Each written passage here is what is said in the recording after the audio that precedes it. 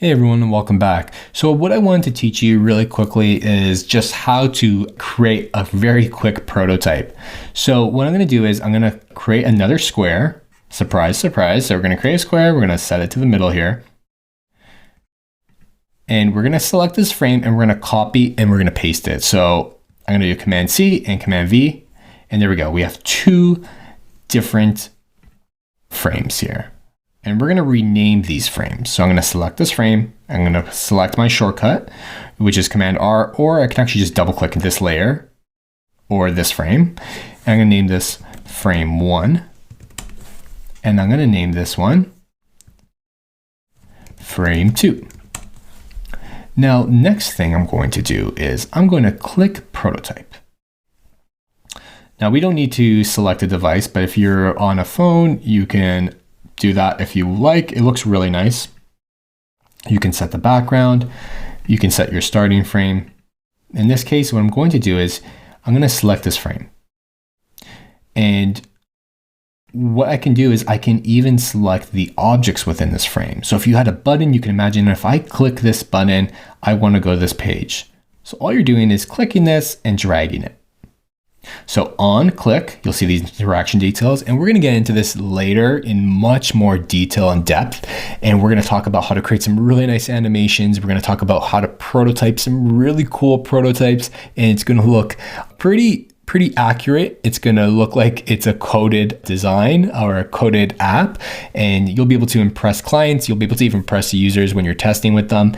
But this is just the basics. So let's just show you how to just make a simple click and we can go on from there. So we're going to select on click and we're going to navigate to frame 2. And this is going to be just an instant animation. That's all we're going to do. Now, I'm going to click this little play button up here to click present.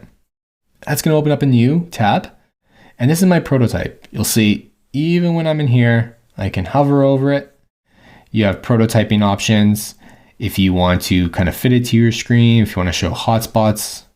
So if I click anywhere away from here, it'll show me my hotspot. So if I click on this, it's going to go to my next frame. If I click R, I can restart that. So if I click R, I go back to the beginning. Pretty cool. Now let's go back. I'm going to close this tab. And I'm actually going to make sure that if I click this, I'm going to go back.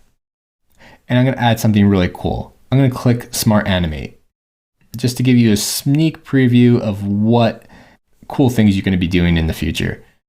So Smart Animate is actually going to animate this because they're named the same. So Rectangle 1 and Rectangle 1, it's going to think they're the exact same layer. And that means that when this clicks there, it's going to twist. So let's see. I'm going to click play.